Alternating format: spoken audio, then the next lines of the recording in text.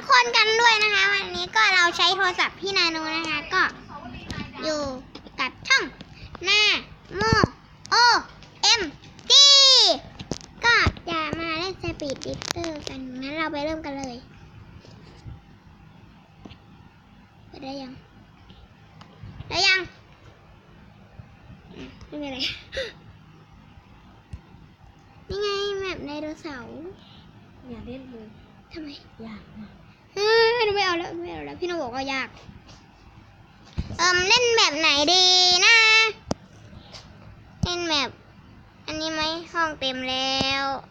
ห้องไหนดีอ่ะทุกคนห้องไหนดีอ่ะอันนี้ไหมอ่ะ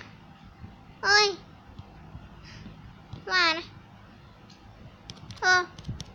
เข้าตรงนี้ไหมอ่ะไม่รู้สิแมทโอเคเตรียมตัวเลยรถนี้นี่แหละแล้วก็เม็ดเลยแล้วก็หนูว่านะหนูได้ที่โหลแน่เลย หนูว่านะหนูได้ที่โหลแน่เลยอ่ะหนูเล่นไม่เก่งพูดช้าคนได้กันนะโอเคตอนนี้ก็ใกล้ถึงเวลาเล่นแล้วนะเดี๋ยวก็ไปเล่นกันเลย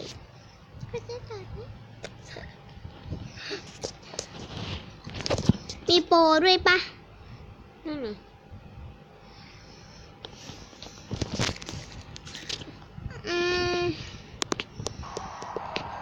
เล่นเกมสปีดดิฟเตอร์ไปบูน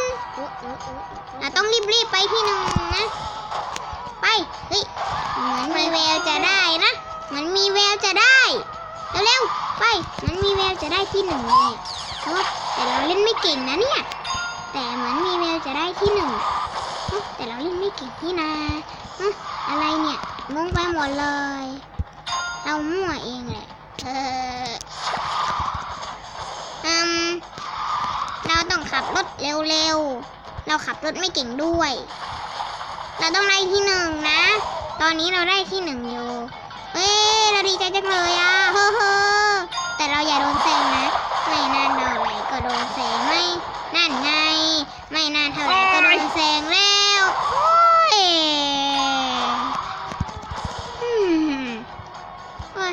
ไม่นานเท่าไหร่ก็โดนแซงแล้วนะ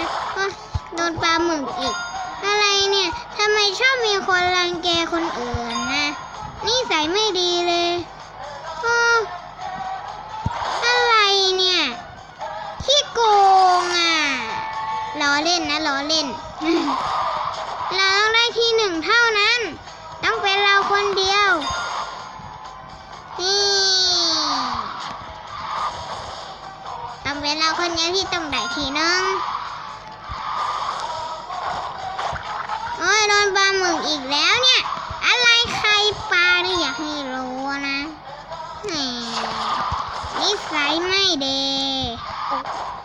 ชอบชนเลยเห็นไหมคนอื่นนิสัยไม่ดีเห็นไหมแล้ววันนี้พี่นาโนไม่อยู่นะก็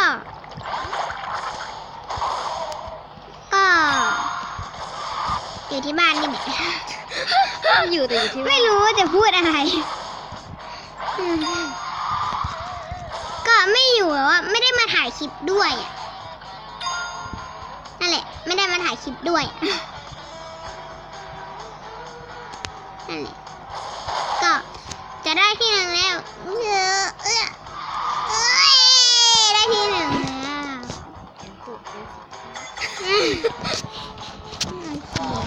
โอเคนะเราได้ที่หนึ่งแล้วไม่น่ายากจะเชื่อเลยนี่โอ้ my god คราวนี้เราน่าจะได้ที่โหลแน่เลยคราวนี้เราน่าจะได้ที่โหลแน่เลยคราวนี้เราน่าจะได้ รู้เหมือนกันสิงั้นเราลองไปเล่นอีกตาหนึ่งไหมไม่รู้สินะงั้นเราลองไปเล่นแมปอื่นดีกว่าโอเคว้าวอะไรก็ไม่รู้นับไปก่อน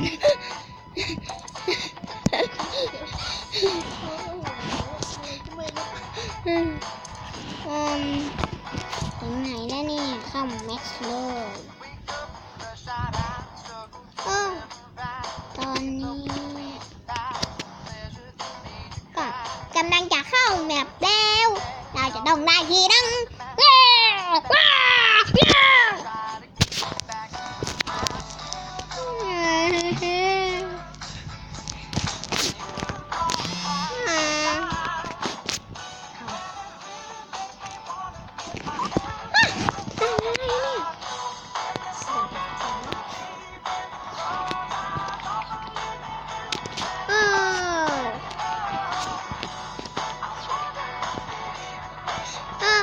ตอนนี้ก็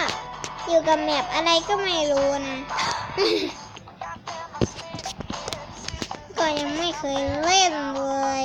มันยากเปล่าอะไรนี่47เหรอคนไหนนี่ก็ไม่รู้ตัวเองไม่รู้จักตัวเองไม่ต้องได้ที่หนึ่งต้องได้ที่หนึ่งไปเวลาจะเล่นเก่งนะเนี่ยโอ้โหแต่มีคนนำเราไปแล้วงานเข้าแล้วงานนี้ตดแตกตดกระทิงดองเราต้องได้ที่หนึ่งไปคนนั้นจะได้ที่หนึ่งไม่ได้โอ้ยเ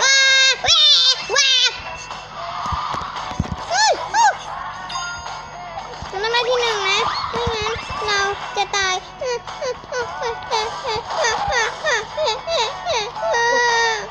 ว้ายเลยโดนปลาหมึกยอดไม่ใช่ปลาหมึกนี่นะตุ๊กตาเฮ้ยโดนอีกแล้วไม่นานเท่าไหร่ก็โดนแซงแย้วเฮ้ยอะไรก็ไม่รู้ทำไมเราไม่ได้ที่สองแล้วเราต้องได้ที่หนึ่งสินั่นไงอย่างนั้นเลยถูกต้องเราต้องได้ที่หนึ่งปลากล้วยแล้วสองโอเคเดี๋ยวลักกี้บอกได้แม่เล็กเราต้องได้ที่หนึ่งนะจะโตไปไ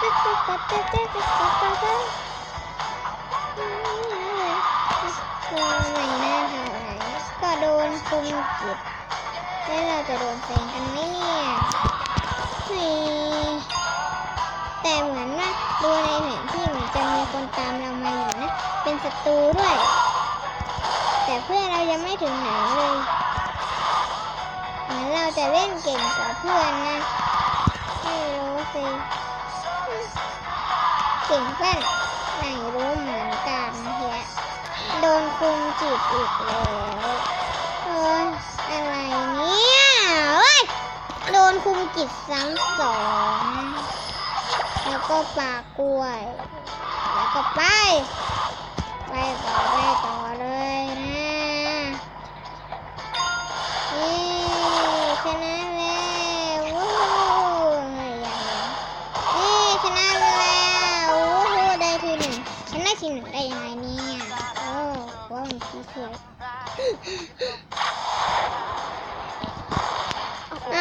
ติดอะไรเนี่ยโอเคงั้นก็คลิปนี้อย่าลืมกดไลค์กด Subscribe กดแชร์และกดกระดิ่งกันด้วยนะคะบ๊ายบาย